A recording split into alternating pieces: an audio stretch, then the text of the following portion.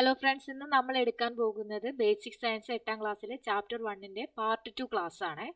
അപ്പോൾ അതിലാദ്യം തന്നെ ഒരു വിശകലനം തന്നിരിക്കുകയാണ്. അതായത് കുട്ടിയുടെ ഉയരം അളക്കുന്നത് നീളം കൂടിയ ഇറുക്കിൽ നീളം കുറഞ്ഞ ഇറുക്കിൽ വെച്ച്, അതുപോലെ ജലത്തിന്റെ അളവ് കണ്ടെത്തുന്നതും രണ്ട് വ്യത്യസ്ത തോത് ഉപയോഗിച്ചിട്ടുള്ള വസ്തുക്കൾ വെച്ചിട്ട് നോക്കുമ്പോൾ നമുക്ക് എന്ത് ചെയ്യും, വ്യത്യസ്തമായിട്ടുള്ള അളവുകളാണ് കിട്ടുക. അപ്പോൾ അളവുകൾ എന്തുകൊണ്ടായിരിക്കും തുല്യമല്ലാത്തത്? വ്യത്യസ്ത തോതിലുള്ള വസ്തു ഉപയോഗിച്ചത് കൊണ്ടാണ്.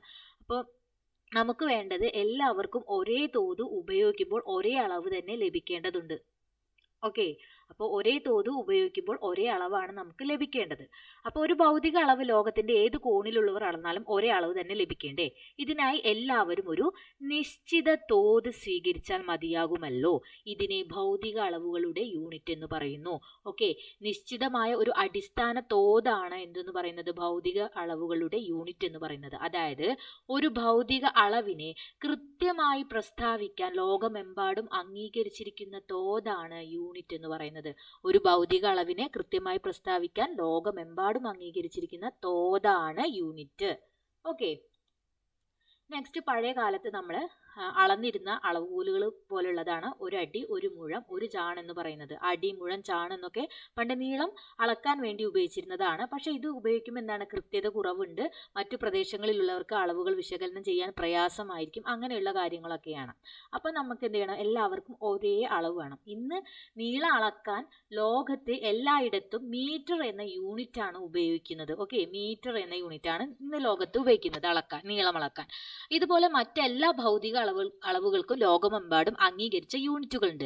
ഇത് യൂണിറ്റുകളുടെ അന്താരാഷ്ട്ര പദ്ധതി, ഇന്റർനാഷണൽ സിസ്റ്റം ഓഫ് യൂണിറ്റ്സ് എന്നറിയപ്പെടുന്നു.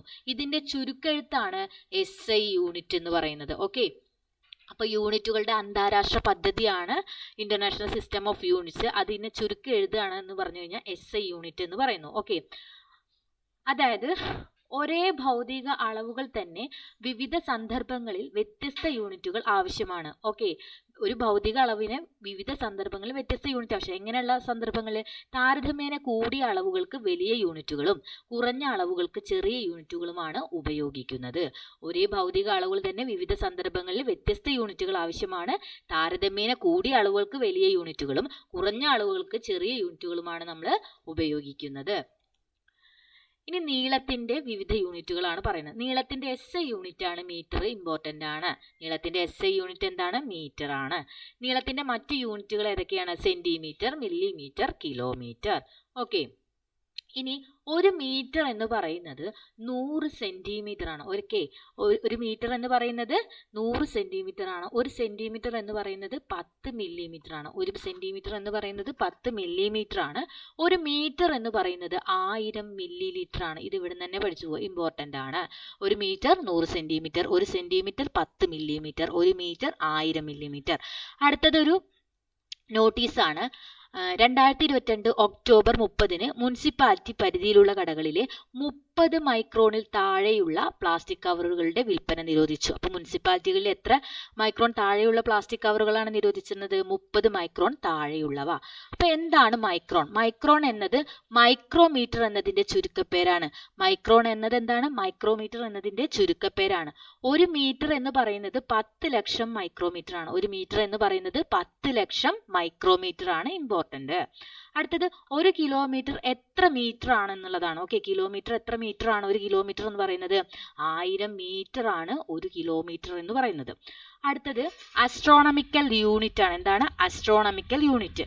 എന്താണ് അസ്ട്രോണമിക്കൽ യൂണിറ്റ്? ഭൂമിയിൽ നിന്ന് സൂര്യനിലേക്കുള്ള ശരാശരി ദൂരം.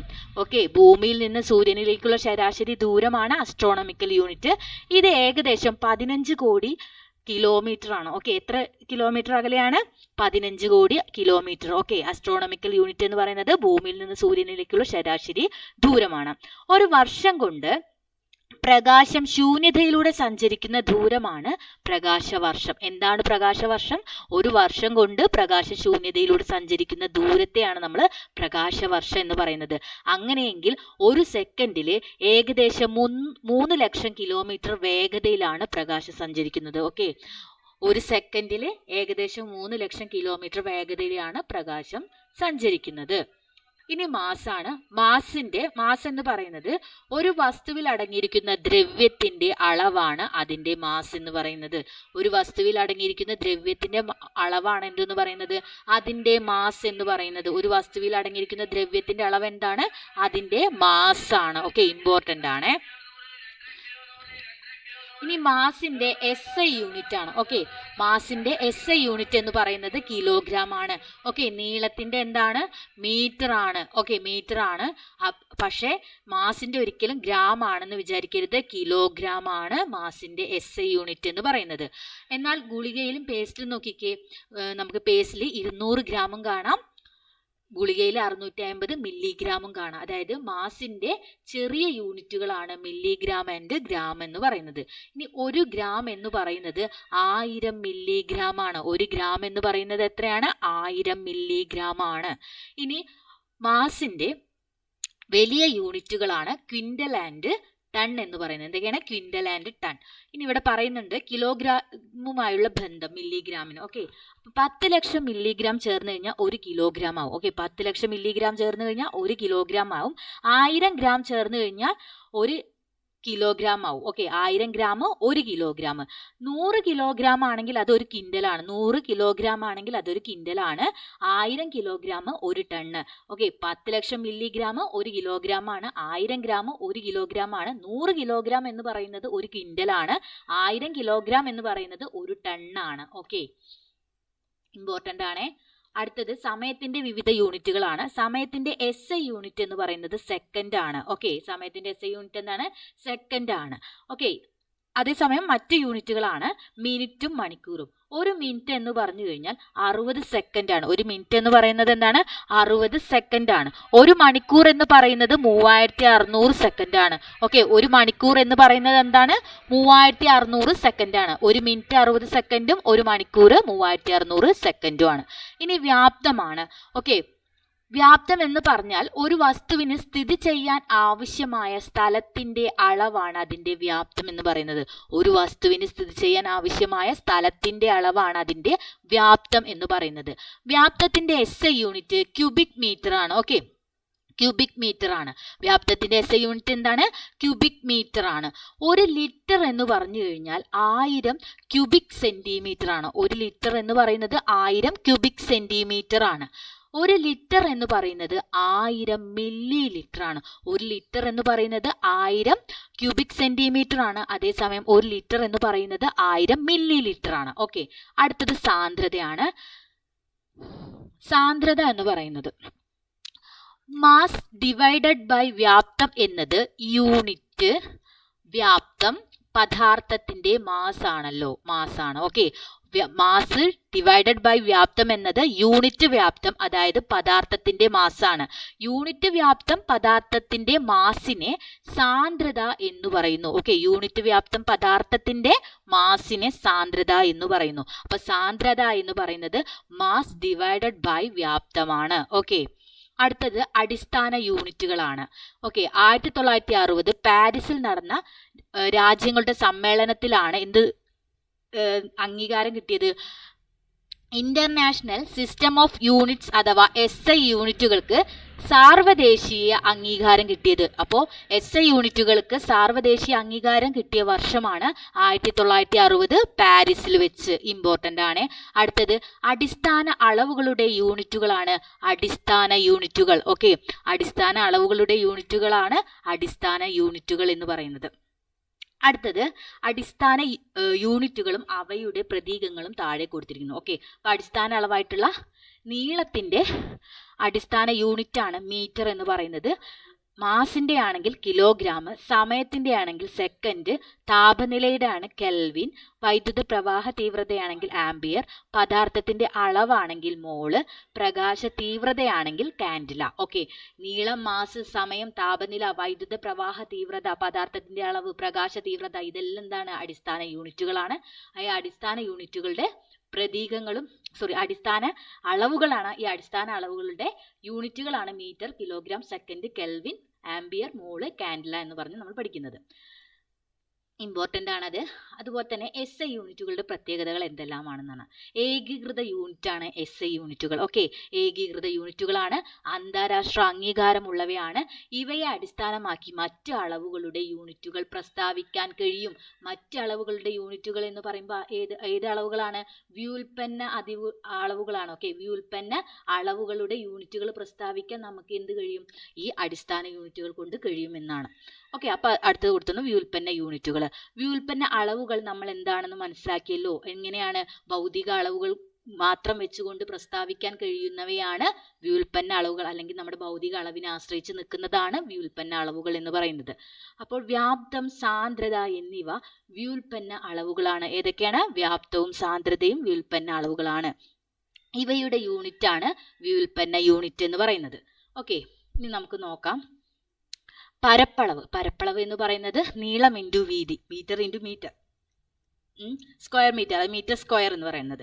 അടുത്തത് വ്യാപ്തം ഈസ് ഈക്വൽ ടു നീളം ഇൻറ്റു വീതി ഇൻറ്റു ഉയരം. Okay, LBH, metre into metre into metre. അത് എന്താ കിട്ടുക നമുക്ക്? ഓക്കെ, ക്യൂബിക് മീറ്റർ കിട്ടി. ഓക്കെ, അടുത്ത സാന്ദ്രത എന്ന് പറയുന്നത് മാസ് ഡിവൈഡഡ് ബൈ വോളിയം, അതായത് മാസ് ഡിവൈഡഡ് ബൈ വ്യാപ്തം, അതായത് kilogram per metre cube. Okay, അടുത്തത്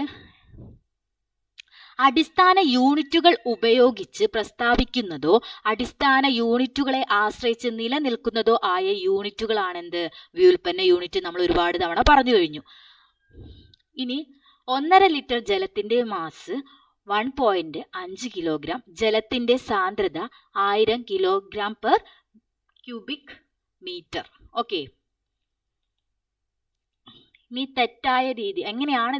അതിന്റെ യഥാർത്ഥത്തിൽ എങ്ങനെയാണ് നമ്മൾ യൂണിറ്റുകൾ എഴുതുക എന്നുള്ളതാണ്. ഇംഗ്ലീഷ് അക്ഷരമാലയിലെ ചെറിയ അക്ഷരങ്ങൾ ഉപയോഗിക്കുക. ചെറിയ അക്ഷരങ്ങളാണ് ഉപയോഗിക്കുന്നത്. ഇവിടുത്തെ പ്രത്യേകത, യൂണിറ്റുകളും പ്രതീകങ്ങളും യൂണിറ്റിന്റെ പേരും ഇടകലർത്തി നമ്മൾ എഴുതാൻ പാടില്ല. യൂണിറ്റിന്റെ പ്രതീകവും യൂണിറ്റിന്റെ പേരും ഇടകലർത്തി എഴുതരുത്. യൂണിറ്റുകളുടെ പേര് പ്രതീകത്തിന് പകരമായി എഴുതുമ്പോൾ ചെറിയ അക്ഷരങ്ങൾ മാത്രം ഉപയോഗിക്കുക. ഓക്കെ, ഇതൊക്കെ തന്നെ. അടുത്തത് ബലമാണ്. ബലം എന്ന് പറയുന്നത് ന്യൂട്ടൺ ആണ്.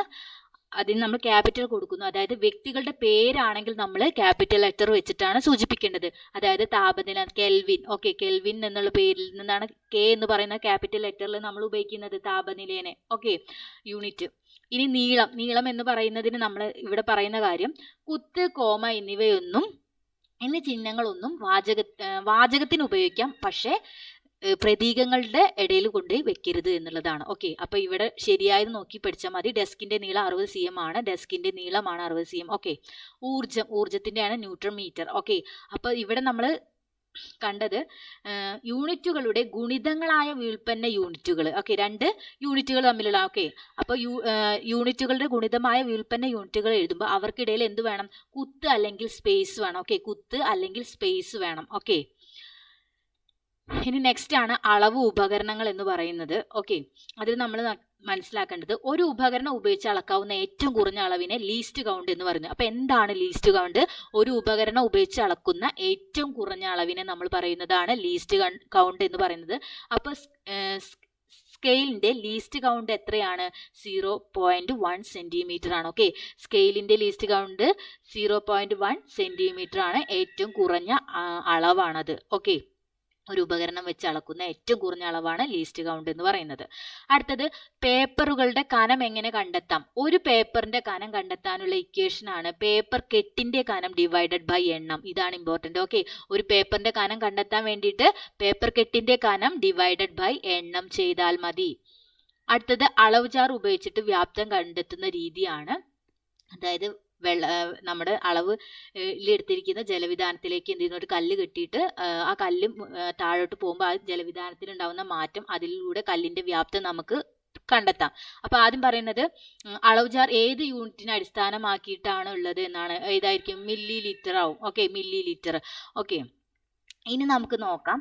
കല്ല് താഴ്ത്തുന്നതിന് മുൻപുള്ള ജലവിധാനം എത്രയാണെന്ന് ചോദിച്ചിട്ടുണ്ട്. ഒരു 40, 50. ഓക്കെ, 50 എന്ന് കൊടുക്കാം. അടുത്തത് കല്ല് മുകളിലേക്ക് എത്തുന്ന സമയത്ത് 70 എന്ന് വേണമെങ്കിൽ കൊടുക്കാം. ഓക്കെ, ഒരു ജസ്റ്റ് ഒന്ന് അളവ് നോക്കി കൊടുത്താൽ മതി. ഓക്കെ, ഇനി ഇത് രണ്ടും മൈനസ് ചെയ്ത് കഴിഞ്ഞാൽ കിട്ടുന്നതാണ് എന്ത് പറയുന്നത്? കല്ലിന്റെ വ്യാപ്തം എന്ന് പറയുന്നത്. കല്ലിന്റെ വ്യാപ്തം എന്ന് പറയുന്നത് അപ്പോഴെത്രയായിരിക്കും? 20 കിലോഗ്രാം പെർ ക്യൂബ്. ഓക്കെ, ഇനി സ്റ്റോപ്പ് വാച്ച്. ഇത് അടുത്ത് നോക്കാം. സ്റ്റോപ്പ് വാച്ച് ആണ്. സ്റ്റോപ്പ് വാച്ച് ഉപയോഗിച്ച് സമയം അളക്കുന്ന വിധം എങ്ങനെയാണെന്നുള്ളതാണ്. സ്റ്റോപ്പ് വാച്ച് ഒരു സമയ ഇടവേളയെ നിർണ്ണയിക്കാൻ ഉപയോഗിക്കുന്നു. സ്റ്റോപ്പ് വാച്ച് എന്തിനാണ് ഉപയോഗിക്കുന്നത്? ഒരു സമയ ഇടവേള നിർണ്ണയിക്കാൻ വേണ്ടിയിട്ടാണ് സ്റ്റോപ്പ് വാച്ച്. ഓക്കെ, ചിത്രത്തിൽ കാണുന്ന പോലെ ലോഹഗോളത്തിനെ നൂലിൽ കെട്ടി തൂക്കുക, ലോഹഗോളത്തെ പിന്നോട്ട് വലിച്ച് സാവധാനം വിടുക, ചലനം നിരീക്ഷിക്കുക. ഇത്തരത്തിലുള്ള 10 ദോലനത്തിനെടുക്കുന്ന സമയം ഒരു സ്റ്റോപ്പ് വാച്ച് ഉപയോഗിച്ച് കണ്ടെത്തി രേഖപ്പെടുത്തുക എന്നുള്ളതാണ്. ഓക്കെ, ദോലനം ഇവിടുന്ന് സ്റ്റാർട്ട് ചെയ്ത് ഇങ്ങോട്ട് പോയി തിരിച്ച് ഇവിടെ തന്നെ എത്തുമ്പോഴാണ് ഒരു ദോലനമാവുന്നത്. ഓക്കെ, അങ്ങനെ 10 ദോലനത്തിന് സ്റ്റോപ്പ് വാച്ച് സ്റ്റാർട്ട് ചെയ്തിട്ട് 10 ദോലനത്തിന് ആവശ്യമായ സമയം ഇങ്ങനെ കണ്ടെത്താം എന്നുള്ളതാണ്. ഓക്കെ, ഇങ്ങനെയാണ് അളക്കുക സ്റ്റോപ്പ് വാച്ച് ഉപയോഗിച്ചിട്ട്. ഇനി നെക്സ്റ്റ് അതിലെ ക്വസ്റ്റ്യൻസ് ആണ്. കൂട്ടത്തിൽ പെടാത്തത് കണ്ടെത്തൂ എന്നുള്ളതാണ്. കിലോഗ്രാം, കിലോമീറ്റർ, സെക്കൻഡ്, മോൾ. ഇതിലേതാ കൂട്ടത്തിൽ പെടാത്തത്? കിലോമീറ്റർ ആണ്. ഓക്കെ, ബാക്കിയുള്ളതെല്ലാം എന്താണ്? ഭൗതിക യൂണിറ്റുകളാണ്. അടുത്തത് സമയം, പരപ്പളവ്, മാസ്, വൈദ്യുത പ്രവാഹ തീവ്രത. ഇതിലെന്താണ്? പരപ്പളവാണ്. ഇതെന്താണ്? ഭൗതിക അളവാണ്. ഓക്കെ, അടുത്തത് ബാക്കിയെല്ലാം ഭൗതിക അളവാണ്. പരപ്പളവ് എന്ന് പറയുന്നത് ഭൗതിക അളവല്ല. അടുത്തത് ഇതെന്താണ്? അപ്പോൾ വ്യുൽപ്പന്ന അളവാണ്. ഓക്കെ, അടുത്തത് metre, kilogram, second, degree Celsius. ഇതിലേതാണ്? ഡിഗ്രി സെൽഷ്യസ് ആണ്. താപനിലയുടെ ഭൗതിക അളവ് എന്താണ്? കെൽവിൻ ആണ്. ഓക്കെ, യൂണിറ്റ് കെൽവിൻ ആണ്. ഓക്കെ, യൂണിറ്റ് കെൽവിൻ ആണ്. അടുത്തത് നീളത്തിന്റെ വിവിധ യൂണിറ്റുകൾ താഴെ തന്നിരിക്കുന്നു, പട്ടികപൂർത്തിയാക്കുക. കിലോമീറ്റർ, ഒരു കിലോമീറ്റർ എന്ന് പറയുന്നത് 1000 മീറ്റർ ആണ്. ഒരു മീറ്റർ എന്ന് പറയുന്നത് 1000 മില്ലിമീറ്റർ ആണ്. 100 സെന്റിമീറ്റർ ആണ് ഒരു മീറ്റർ എന്ന് പറയുന്നത്. താഴെ തന്നിരിക്കുന്ന അളവുകളുടെ വിലയുടെ വ്യത്യാസം വരാതെ SI യൂണിറ്റിലേക്ക് മാറ്റുക. 2000 ഗ്രാം എന്ന് പറയുന്നത് 2 കിലോഗ്രാം. 1 അവർ എന്ന് പറയുന്നത് 3600 സെക്കൻഡിലേക്ക് ആക്കണം. സെക്കൻഡ്. അടുത്തത് 1.5 കിലോമീറ്ററിന് മീറ്ററിലോട്ടാക്കി മാറ്റുമ്പോൾ 1500 മീറ്റർ. അടുത്ത 200 സെന്റിമീറ്ററിനെ എന്തിലോട്ട് മാറ്റണം? മീറ്ററിലോട്ട് മാറ്റണം. മീറ്ററിലോട്ട് മാറ്റുമ്പോൾ 2 മീറ്റർ. ഇനി മാസിന്റെ വിവിധ യൂണിറ്റുകൾ തന്നിരിക്കുന്നു. ഈ യൂണിറ്റുകളുടെ അവയുടെ മൂല്യത്തിന്റെ ആരോഹണ ക്രമത്തിൽ എഴുതുക. ആരോഹണ ക്രമം. ഓക്കെ, അപ്പൊ ആരോഹണ ക്രമത്തിൽ ആദ്യം ഏതായിരിക്കും? ക്വിന്റല്. ഓക്കെ, അതിനുശേഷം കിലോഗ്രാം, സെക്കൻഡ് കിലോഗ്രാം. ഓക്കെ, അതിനുശേഷം ഗ്രാം, അതിനുശേഷം മില്ലിഗ്രാം. ഓക്കെ, ഇത്രയുമാണ്. അപ്പൊ ഈ പാഠം ഇതോടുകൂടി അവസാനിച്ചിരിക്കുന്നു. ഓക്കെ, അപ്പൊ എല്ലാവരും നന്നായിട്ട് പഠിക്കുക. ചാനൽ സബ്സ്ക്രൈബ് ചെയ്യുക.